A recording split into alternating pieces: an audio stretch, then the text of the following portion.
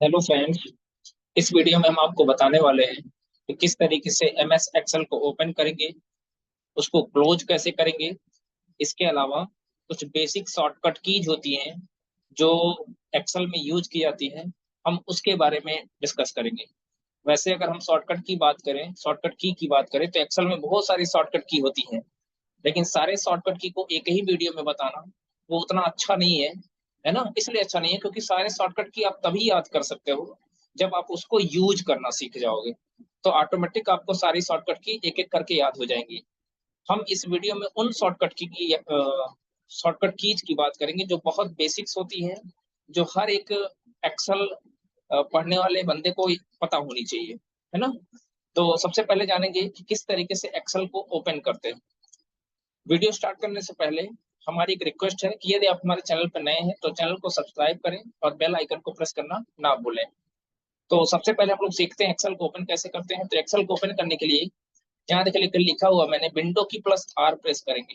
Keyboard पे आपको window की मिल जाएगी, विंडो की प्लस आर मतलब विंडो की प्रेस करने के बाद फिर हम आर को प्रेस करेंगे तो रन का इस तरीके से कमांड आएगा। और यहाँ पे हम क्या टाइप कर देंगे, एक्सेल। एक्सेल टाइप करने के बाद हम प्रेस ओके पे क्लिक करेंगे तो इस तरीके से आपके सामने विंडो आएगी जहां से हम चूज करेंगे क्या, ब्लैंक वर्कबुक। ठीक है? जैसे ब्लैंक वर्कबुक पे क्लिक करेंगे तो इस तरीके से हमारे सामने एक्सेल ओपन हो जाएगा। ठीक है? अब एक दूसरा तरीका भी होता है एक्सेल को ओपन करने का। वो तरीका क्या होता है कि हम यहाँ ये टास्क बार के नीचे जो सर्च का बॉक्स, सर्च बटन दिख रहा है, हम यहाँ पे क्या टाइप करते हैं, एक्सेल। जैसे एक्सेल टाइप करेंगे तो एक्सेल का इस तरीके से ऐप आपको दिख जाएगा, जिसपे जिसपे एक बार क्लिक कर देंगे तो एक्सेल आपका ओपन हो जाएगा। देखें, फिर से आपको सामने एक विंडो आएगी, ब्लैंक वर्कबुक पे क्लिक करेंगे तो आपके सामने एक्सेल इस तरीके से ओपन हो जाएगा। देखिए, दो एक्सेल ओपन हो गया क्योंकि हमने एक बार हमने रन कमांड का यूज करते हुए ओपन किया। दूसरा तरीका क्या था कि हम सर्च बॉक्स के ऊपर जाके क्या टाइप कर दिए, एक्सेल। तो इस तरीके से हम लोग एक्सेल को ओपन कर सकते हैं। ठीक है? अब हम बात करेंगे एक्सेल को क्लोज करने की। तो देखिए, एक्सेल दो तरीके से क्लोज होता है। एक तो फाइल को क्लोज करना पड़ता है, मतलब फाइल को क्लोज करना अलग बात है, विंडो को क्लोज करना अलग बात है। जब फाइल को क्लोज करना होगा तो उसके लिए जो हम शॉर्टकट की यूज करेंगे वो होगा कंट्रोल+W। ये एग्जाम में अक्सर पूछ लिया जाता है। क्लोज वर्कबुक या वर्कबुक को ही क्या कहता है, फाइल कहा जाता है। ये पिछली वीडियो में हमने आपको पहले ही बता दिया है। तो क्लोज वर्कबुक का मतलब एक्सेल की फाइल को क्लोज करने के लिए हम लोग क्या करते हैं, कंट्रोल+W प्रेस करते हैं। और यहाँ ध्यान देने वाली बात यह है कि जब हम फाइल को क्लोज करते हैं तो विंडो क्लोज नहीं होती है। देख सकते हैं, कंट्रोल+W करेंगे तो ये जो सामने सेल वगैरह दिख रहे थे वो हट गए, विंडो अभी नहीं क्लोज हुआ है। विंडो आपके सामने एक्सेल के विंडो आपके सामने एज इट इज दिख रहा है। समझ में आई बात? तो कंट्रोल+W का यूज करते हैं हम लोग फाइल को क्लोज करते हैं, यानी वर्कबुक को क्लोज करते हैं, विंडो को क्लोज नहीं करते। ठीक है? विंडो को जब क्लोज करना होगा तो उसके लिए हम लोग क्या प्रेस करते हैं, अल्ट के साथ F4। ध्यान दीजिएगा, विंडो को जब क्लोज करेंगे तो ये विंडो हट जाएगी। देखिए, जैसे कीबोर्ड से हम अल्ट की के साथ F4 प्रेस करेंगे तो आप देख सकते हो विंडो भी क्लोज हो गया। फिर से ओपन कैसे करेंगे आपको मैंने पहले ही बता दिया कि सर्च बॉक्स में जाके टाइप कर दीजिए एक्सेल, तो इस तरीके से आपके सामने एक्सेल ओपन हो जाएगा, ब्लैंक वर्कबुक। ठीक है? तो कंट्रोल+W से फाइल क्लोज होती है या वर्कबुक क्लोज होता है, विंडो क्लोज नहीं होता है। जब विंडो क्लोज करना होगा तो हम क्या प्रेस करेंगे, अल्ट के साथ F4। ध्यान दीजिएगा, अल्ट के साथ F4। अब इसमें कुछ और भी शॉर्टकट की होती हैं, जैसे होता है रिबन को शो करना अथवा हाइड कराना। रिबन क्या होता है, आपके सामने रिबन अभी छिपा हुआ है तो कंट्रोल के साथ हम F1 प्रेस करेंगे तो आपके सामने देखिए रिबन आ गया। रिबन यही चौड़ी पट्टी होती है, जिसको हमने पिछले वीडियो में भी बताया था। तो कंट्रोल के साथ F1 एक बार प्रेस करेंगे तो यदि रिबन रिबन छिपा होगा तो दिख जाएगा, यदि दिख रहा होगा तो छिप जाएगा। ध्यान दीजिएगा, कंट्रोल F1 जब प्रेस करेंगे तो होगा क्या, और रिबन ये छिपा होगा मतलब हाइड होगा तो शो हो जाएगा, और ये शो होगा तो हाइड हो जाएगा। जैसा कि अभी आप देख सकते हो रिबन हमारा दिख रहा है, शो हो रहा है, तो हम कंट्रोल के साथ F1 प्रेस करेंगे तो रिबन छिप जाएगा। जैसे फिर से अब इस बार छिपा हुआ है, कंट्रोल के साथ F1 प्रेस करेंगे तो रिबन फिर से आ जाएगा। ठीक है? तो हमने सीख लिया रिबन को कैसे हम शो हाइड करते हैं। ठीक है। फिर activate tab option. Tab option का मतलब क्या हो गया कि जैसे आप देख सकते हो होम, इंसर्ट, ड्रा, लेआउट, तो ये कैसे, एक तो माउस होता है एक्टिवेट करना, दूसरा होता है कीबोर्ड से एक्टिवेट करना। कीबोर्ड से एक्टिवेट करने का मतलब ये हो गया कि जैसे इंसर्ट टैब के अंदर हम कुछ टूल्स का यूज करना चाहते हैं, तो एक तो माउस माउस का यूज करते हुए हम इंसर्ट टैब पे जाएंगे, फिर जो भी टूल्स यूज करना चाहते हैं हम यूज कर सकते हैं। दूसरा तरीका ये होता है कि हम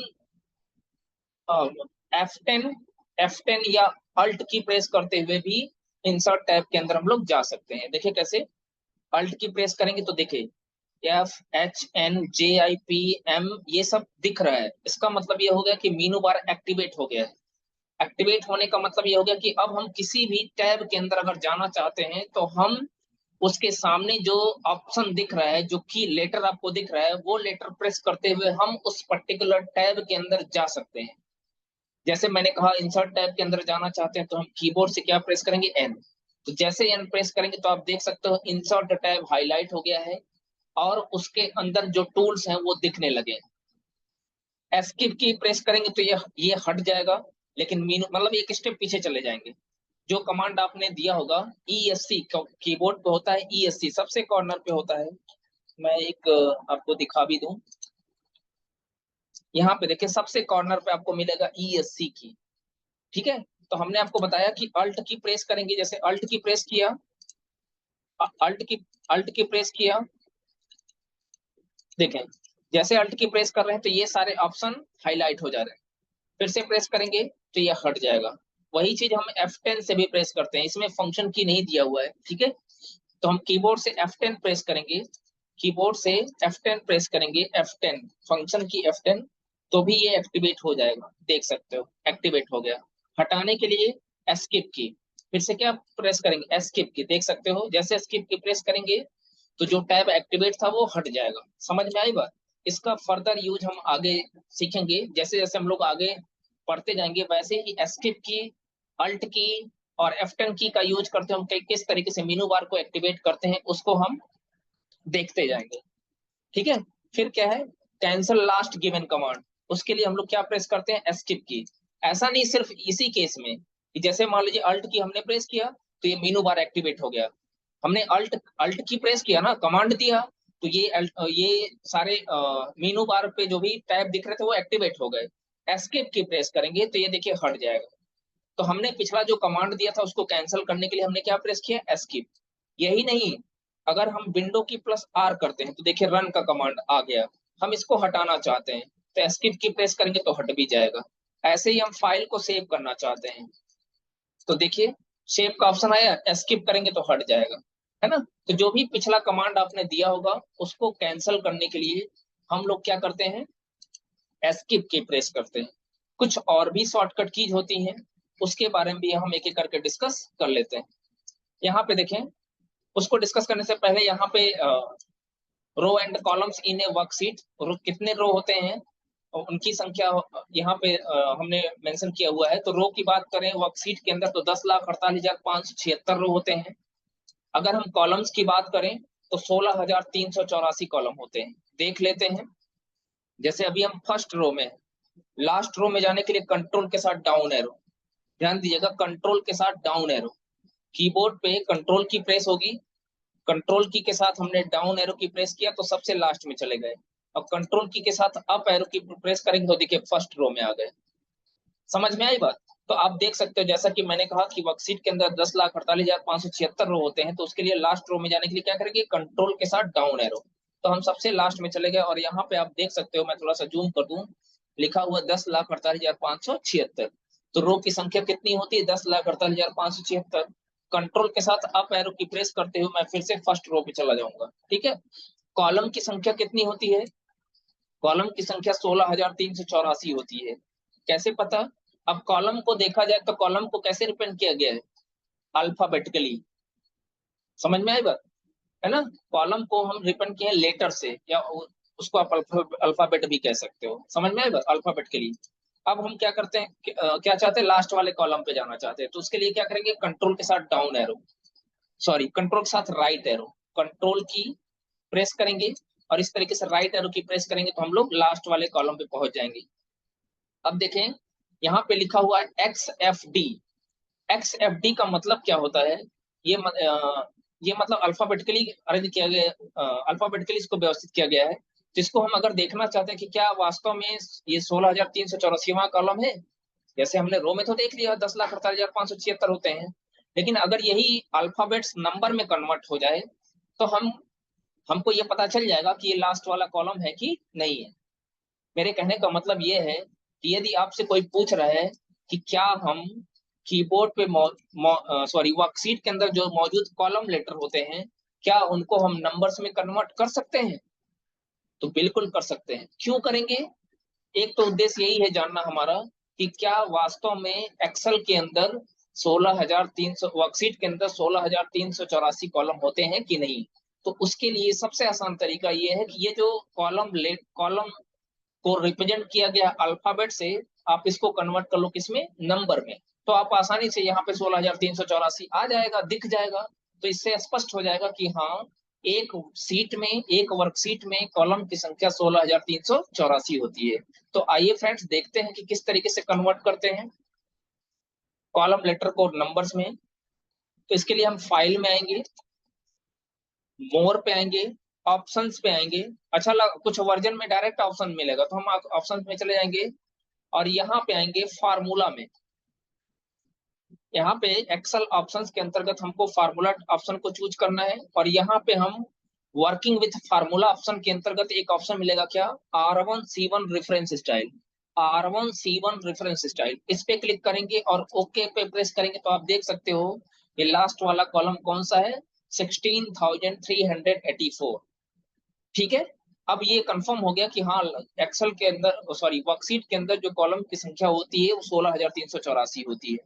हम इसको ऐसे ही नहीं छोड़ेंगे, इसको वापस अल्फाबेट में चेंज कर दीजिएगा। वापस अल्फाबेट में चेंज करने के लिए आपको क्या करना पड़ेगा? फिर से वही जाएंगे फाइल टैब में। अच्छा देखिए, फिर से हमको फाइल टैब पे जाने के लिए हमको माउस की जरूरत नहीं है, हम कीबोर्ड से भी जा सकते हैं। कैसे? कीबोर्ड से क्या प्रेस करेंगे? F10। तो देखिए F10 प्रेस करेंगे तो मेनू बार एक्टिवेट हो जाएगा। फाइल के अंदर जाने के लिए F प्रेस करेंगे, तो कीबोर्ड से F प्रेस कर दीजिएगा।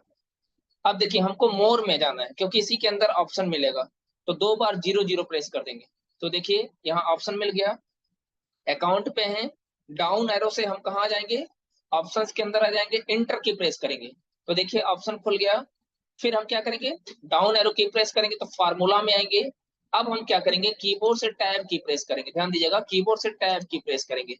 तो जब टैब की प्रेस करेंगे तो देखिए ऑटोमेटिक पे आ गया है, इसी पॉइंटर को देखिएगा मूव कर रहा है। फिर यहाँ पे इटरेटिव पे आ गए, फिर एक बार टैब की प्रेस करेंगे तो 100 पे आ जाएंगे। अच्छा देखिए, टैब की प्रेस करेंगे तो आगे बढ़ते हैं, शिफ्ट के साथ टैब करेंगे तो पीछे जाएंगे। देखिए ये पीछे जा रहा है, पहले शिफ्ट की फिर टैब की, देखिए फिर से यहाँ पे आ गया। टैब की से आगे जाते हैं, शिफ्ट के साथ टैब की से हम पीछे जाते हैं। अब देखिए हम कहाँ पे आ गए? R1C1 रेफरेंस स्टाइल पे आ गए। अब हमको क्या करना है? नंबर से वापस अल्फाबेट चाहिए। तो ये जो R1C1 रेफरेंस स्टाइल जो चेक बॉक्स के इसके पीछे जो चेक बॉक्स है उस पर टिक किया हुआ है, इस टिक को हटाना है। हटाने के लिए क्या करेंगे? कीबोर्ड से प्रेस करेंगे स्पेस की। जैसे स्पेस की प्रेस करेंगे, ये वाली की, तो ये जो चेक बॉक्स के सामने टिक हुआ था ये हट जाएगा। उसके बाद क्या करेंगे? हम ओके पे प्रेस करेंगे तो आप जाके देखेंगे कि वो जो नंबर अल्फाबेट नंबर में चेंज हुआ था वो वापस नंबर से किस में हो जाएगा? अल्फाबेट में हो जाएगा। ठीक है। अब देखें, ये चीज हमने यहाँ पे मैं आपको पहले ही बता दिया कि how to change column name from ABC to 1 2 3। ये हमने आपको करके दिखा दिया कि जैसा कि हम जानते हैं कि कॉलम का नाम अल्फाबेट में होता है जिसको हम नंबर में कन्वर्ट कर सकते हैं। कैसे करेंगे? उसके लिए यहाँ पे हमने नोट्स में स्टेप्स को मेंशन किया हुआ है। ठीक है। अब कुछ जैसा कि मैंने आपको पहले ही वीडियो के शुरुआत में बता दिया कि हम कुछ बेसिक शॉर्टकट कीज के बारे में जानेंगे।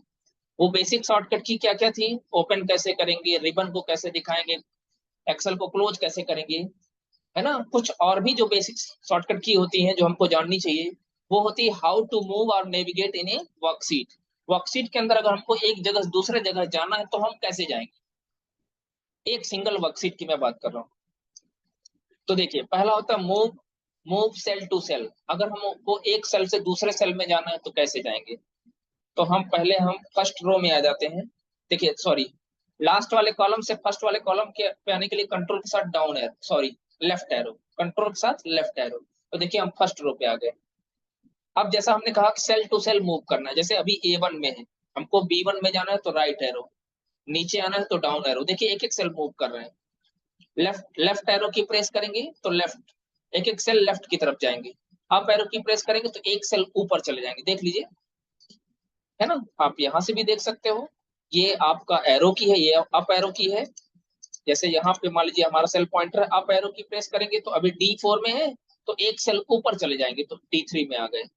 यहाँ पे क्लिक करेंगे तो D3 में है, E3 में चले जाएंगे, एक सेल राइट चले जाएंगे। यहाँ पे प्रेस करेंगे तो एक सेल लेफ्ट चले जाएंगे, है ना। तो इस तरीके से हम एरो की का यूज करते हुए एक सेल से दूसरे सेल में, मतलब सेल टू सेल हम मूव कर सकते हैं। फिर लिखा है move last column. Last column में जाना होगा तो हम क्या करेंगे, हमने अभी थोड़ी देर पहले आपको बताया था कि कंट्रोल के साथ राइट एरो की प्रेस करेंगे। कंट्रोल के साथ राइट एरो की प्रेस करेंगे तो राइट सबसे लास्ट वाले कॉलम में चले जाएंगे। फिर कंट्रोल के साथ लेफ्ट एरो की प्रेस करेंगे तो हम फर्स्ट वाले कॉलम में आ जाएंगे। फिर उसके बाद क्या है, मूव वन पेज राइट और लेफ्ट। हमको एक पेज अगर राइट जाना है या लेफ्ट जाना है तो हम कैसे जाएंगे। अब बात यहाँ पे समझने वाली ये है कि एक्सेल में तो पूरी एक सीट होती है।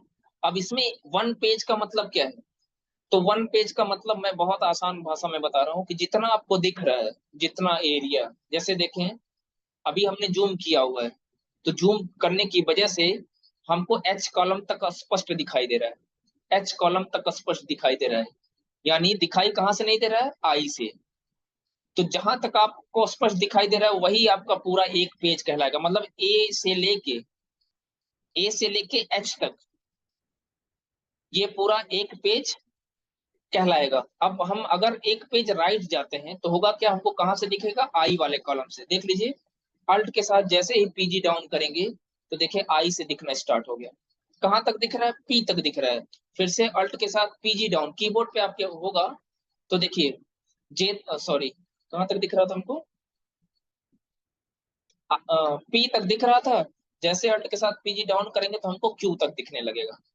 तो अल्ट के साथ पीजी डाउन की प्रेस करेंगे तो एक पेज राइट की तरफ जाएंगे, और अल्ट के साथ पीजी अप करेंगे तो देखिए एक पेज लेफ्ट की तरफ ले जाएगा, है ना। तो वन पेज का मतलब आई थिंक आपको समझ में आ गया होगा कि जितना हमको दिखता है। अभी देखिए कितना दिख रहा है, मैं थोड़ा सा इसको कम कर दे रहा हूँ। अब देखिए इस बार स्पष्ट ओ तक दिख रहा है, ओ तक दिख रहा है। तो अब जब अल्ट के साथ पीजी डाउन करेंगे ना तो देखिए पी से अब दिखने लगा। समझ में आएगा। तो ये डिपेंड करता है कि कितना हमको दिख रहा है, जितना दिखेगा वही हमारा एक पेज कहलाएगा।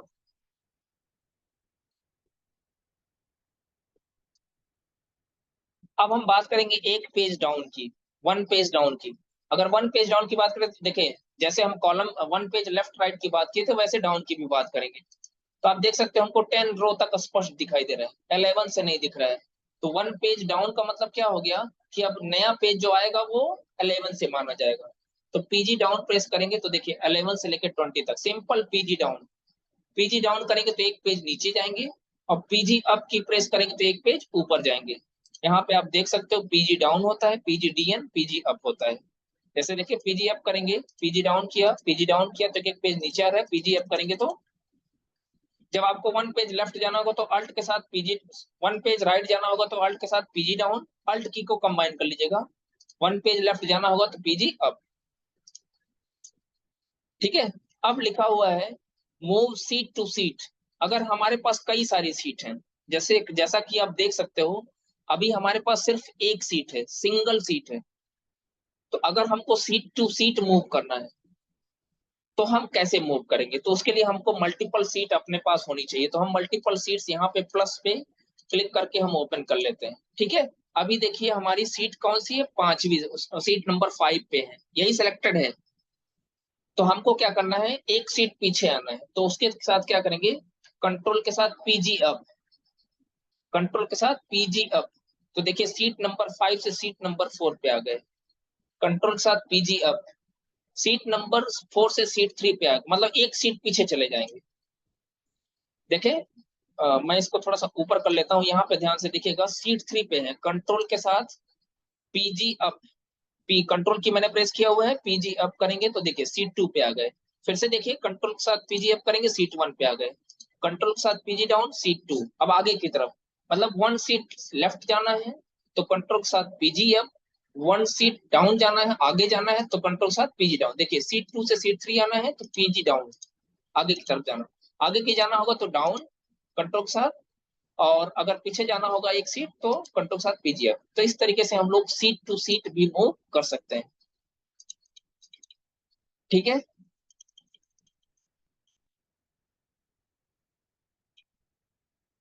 कुछ और भी शॉर्टकट की होती हैं जिसको हम इसी में बताना चाहते हैं। जैसे modify content of a cell. अगर सेल, किसी भी सेल के कंटेंट में कोई मॉडिफिकेशन करना है तो हम कैसे करेंगे। जैसे आप देख सकते हो इसमें मैंने लिख दिया एम्प्लॉई कोड। अब एम्प्लॉय कोड देखिए आ गया कि नहीं आ गया। अब हम चाहते हैं कि इसमें कुछ परिवर्तन करना। क्या परिवर्तन करना, हटा, कोड को हटाना चाहते हैं, बस एम्प्लॉय रखना चाहते हैं। तो सेल के अंदर क्या होता है ना कि जब हम कोई डेटा एंटर करते हैं और डेटा को बैक स्पेस, अच्छा एमएस वर्ड में आप बैक स्पेस की प्रेस करते तो एक लेटर हटता था, लेकिन यहाँ पे जब बैक स्पेस की प्रेस करेंगे तो पूरा का पूरा जो सेल, पूरा का पूरा जो सेल का डाटा होगा वो इरेज हो जाएगा। एस्केप करेंगे तो वापस आ जाएगा। देखिए एस्केप करेंगे तो वापस आ जाएगा, लेकिन बैक स्पेस करेंगे तो हट जाएगा। और मैं चाहता क्या हूं कि सिर्फ कोड हटे। तो ऐसी स्थिति में हमको क्या करना पड़ेगा, इसके कंटेंट में मॉडिफिकेशन करना पड़ेगा। तो इसके लिए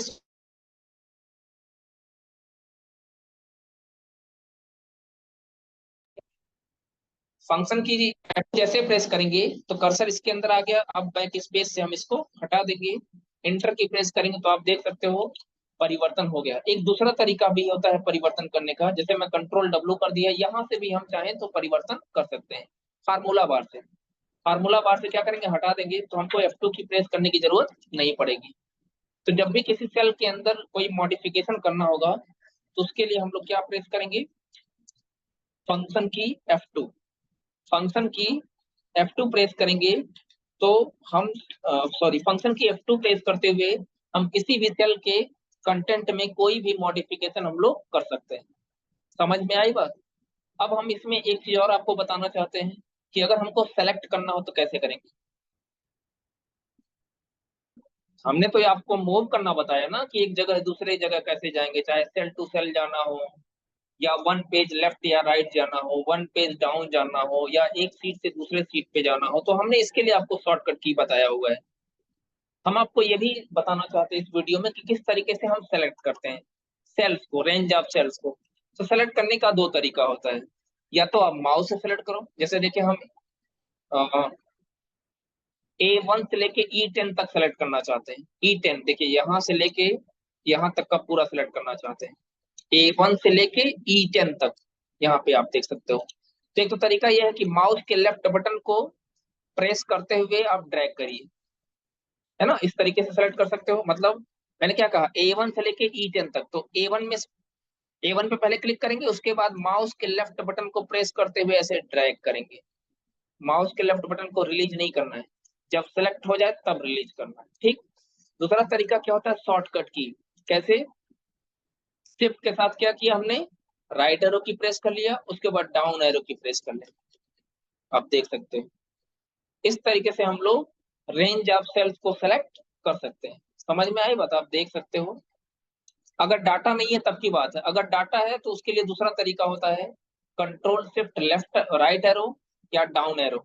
अगर सेल्स के अंदर डाटा है, जैसे मान लीजिए मैं वो भी एग्जांपल बता दूं, अगर कोई वैल्यू नहीं है तो आपको शिफ्ट के साथ लेफ्ट एरो की, सॉरी, शिफ्ट के साथ राइट एरो की या डाउन एरो की इस तरीके से प्रेस करते हुए हम लोग सेलेक्ट कर सकते हैं।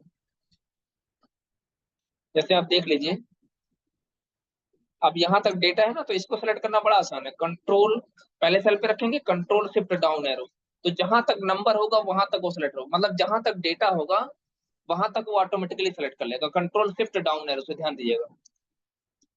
समझ में आई बात। वैसे कंट्रोल शिफ्ट डाउन एरो करेंगे तो लास्ट वाले कॉलम तक चला जाएगा। हमारा नहीं समझ रहे। तो अगर सेल्स के अंदर डेटा है तो उसके लिए कंट्रोल शिफ्ट डाउन एरो करेंगे और नीचे की तरफ सेलेक्ट करना है। अगर राइट की तरफ सेलेक्ट करना है तो कंट्रोल शिफ्ट राइट एरो। ठीक है। बाकी अगर डेटा नहीं है तो शिफ्ट की के साथ हम लोग इस तरीके से सेलेक्ट कर सकते हैं। ठीक है। अच्छा देखिए, हम पहले चाहते तो डाउन की तरफ भी आ जाते, 10 तक आ जाते, फिर उसके बाद लेफ्ट एरो। तो इस तरीके से भी हम लोग सेलेक्ट कर सकते हैं। एक और तरीका सेलेक्ट करने का कि हम पहले सेल पे क्लिक करेंगे, शिफ्ट की प्रेस करेंगे और उसके बाद E10 A1 से लेके E10 तक करना था ना, तो पहले A1 पे क्लिक किया, फिर E10 पे क्लिक करेंगे, तो देखिए ऑटोमेटिक एक ही बार में सेलेक्ट हो जाएगा। समझ में आई बात? इसके अलावा कुछ और भी शॉर्टकट की होती हैं, जैसे हमको किसी पूरे कॉलम को सिलेक्ट करना है। ये तो हमने बताया ना रेंज ऑफ सेल्स को कैसे सेलेक्ट किया जाता है। सेलेक्ट करने का, जैसे सिलेक्शन में सिर्फ रेंज ऑफ सेल ही नहीं सिलेक्ट होते, बल्कि पूरा कॉलम सेलेक्ट करना होता है या पूरा एक सिंगल रो सेलेक्ट करना होता है। तो जब भी आपसे एक कॉलम सेलेक्ट करने के लिए बोला जाए, जैसे डी वाले कॉलम को सेलेक्ट करने के लिए बोल दिया जाए, तो आप क्या करोगे? कंट्रोल के साथ स्पेस बार, कंट्रोल के साथ स्पेस बार। यदि आप शॉर्टकट की का यूज करते हुए सेलेक्ट करना चाहते हो तो कंट्रोल के साथ स्पेस बार प्रेस करेंगे तो पूरा का पूरा कॉलम सेलेक्ट हो गया। आप देख सकते हो नीचे तक पूरा सेलेक्ट हो गया है। ठीक, फिर से देखें, अगर किसी एक कॉलम को, जैसे इस बार ई वाले कॉलम को सिलेक्ट करना चाहते हो, तो ई वाले कॉलम में कहीं पे भी हमारा सेल पॉइंटर होना चाहिए, कंट्रोल के साथ स्पेस बार, पूरा का पूरा कॉलम सिलेक्ट हो गया। अब हम क्या करेंगे? ये तो हो गया कॉलम को सिलेक्ट करना। अब अगर आपसे कह दिया जाए कि मल्टीपल कॉलम को कैसे सेलेक्ट करेंगे, कोई दिक्कत नहीं, कंट्रोल के साथ स्पेस बार, एक कॉलम सेलेक्ट हो गया। अब शिफ्ट के साथ राइट एरो, तो देखिए ऐसे मल्टीपल कॉलम भी हम सेलेक्ट कर सकते हैं। ठीक है। अब हम आपको बताएंगे रो कैसे सेलेक्ट करते हैं। जैसे रो नंबर 4 को सेलेक्ट करना है, कैसे करेंगे? शिफ्ट के साथ स्पेस बार। ध्यान दीजिएगा, शिफ्ट की प्रेस करेंगे पहले, फिर उसके बाद शिफ्ट की प्रेस करके रखेंगे, फिर स्पेस बार। तो आप देख सकते हो रो नंबर 4 पूरा का पूरा सिलेक्ट हो गया। आपसे बोलिए रो नंबर 6 सेलेक्ट करो, शिफ्ट के साथ स्पेस बार। बस सेल पॉइंटर हमारा 6 रो में होना चाहिए कहीं पे भी। मल्टीपल रो को सेलेक्ट करना है तो कैसे करेंगे? जैसे फिफ्थ और सिक्स रो को सिलेक्ट करना है, तो शिफ्ट के साथ स्पेस बार प्रेस करेंगे तो पहले फिफ्थ वाला रो पूरा सिलेक्ट हो जाएगा, फिर शिफ्ट के साथ डाउन एरो। तो आप देख सकते हो दोनों को दोनों रो सिलेक्ट हो गए हैं। तो इस तरीके से हम लोग रो और कॉलम को सेलेक्ट कर सकते हैं, चाहे आप सिंगल कॉलम या मल्टीपल कॉलम्स या सिंगल रो या मल्टीपल रो को एक साथ सिलेक्ट करना चाहते हैं। यदि आपको पूरा शीट सेलेक्ट करने के लिए एक बार में बोल दिया जाए तो तब आप उसके लिए क्या करोगे? तो उसके लिए होता है शॉर्टकट की control shift space bar, control shift space bar. ध्यान दीजिएगा, कंट्रोल शिफ्ट स्पेस बार। हालांकि ये सारे शॉर्टकट की यहाँ पे भी आपको मिल जाएंगी।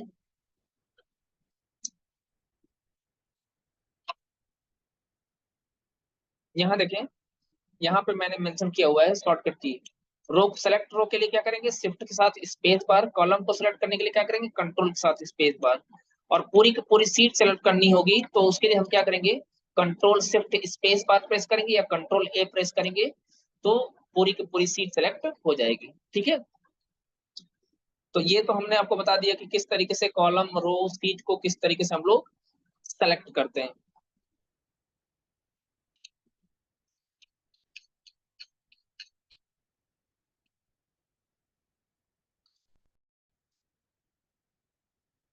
तो इस वीडियो में हमने जाना एक्सेल को ओपन कैसे करते हैं, क्लोज करते कैसे करते हैं, और कुछ बेसिक शॉर्टकट कीज के बारे में हमने आपको बताया। अच्छा, एक चीज और हम आपको इसी में ऐड करना चाहते हैं, हम चाहे तो माउस से भी सेलेक्ट कर सकते हैं। माउस से कैसे सेलेक्ट करोगे? जैसे डी वाले कॉलम को सेलेक्ट करना है तो हम क्या करेंगे? माउस के पॉइंटर को, अभी देखिए यहाँ सेल के ऊपर है तो क्या है, इस तरीके से दिख रहा है। जैसे हम डी के ऊपर ले जाएंगे तो डाउन एरो मिलेगा, इस तरीके से डाउन एरो, नीचे की तरफ एक एरो मिलेगा। बस माउस वाले लेफ्ट बटन को एक बार क्लिक कर दो, पूरा का पूरा सिलेक्ट हो जाएगा। ठीक है। अब यहीं से ड्रैग कर दो तो पूरा का पूरा कॉलम इस तरह से सिलेक्ट हो जाएगा। जितने कॉलम आप चल, किसी भी कॉलम को आपको सेलेक्ट कर, जैसे सी वाले को सेलेक्ट करना है तो सी वाले लेटर के ऊपर ले जाएंगे, जैसे लेटर के ऊपर माउस का पॉइंटर ले जाएंगे तो इस तरीके से पॉइंटर हो जाएगा, क्लिक कर दीजिए, सेलेक्ट हो गया। अब आपको सी और डी कई कॉलम सेलेक्ट करना है तो बस ऐसे माउस के पॉइंटर को ड्रैग कर दिए, माउस के लेफ्ट बटन को प्रेस करते हुए। ऐसे रो को सेलेक्ट करना है तो रो नंबर पे ले जाएंगे, ऐसे देखिए पूरा का पूरा रो सेलेक्ट हो जाएगा। मल्टीपल रो सेलेक्ट करना है तो ऐसे माउस के लेफ्ट बटन को प्रेस करते हुए नीचे या ऊपर की तरफ ड्रैग करेंगे तो इस तरीके से सेलेक्ट हो जाएगा। माउस से हम यहाँ तिरछा, ये जो आपको दिख रहा है ना कॉर्नर पे, इस कॉर्नर पे क्लिक करेंगे तो पूरा का पूरा सीट सेलेक्ट हो जाएगा। है ना? तो इस वीडियो में इतना ही, मिलते हैं नेक्स्ट वीडियो में। Thank you for watching my this video.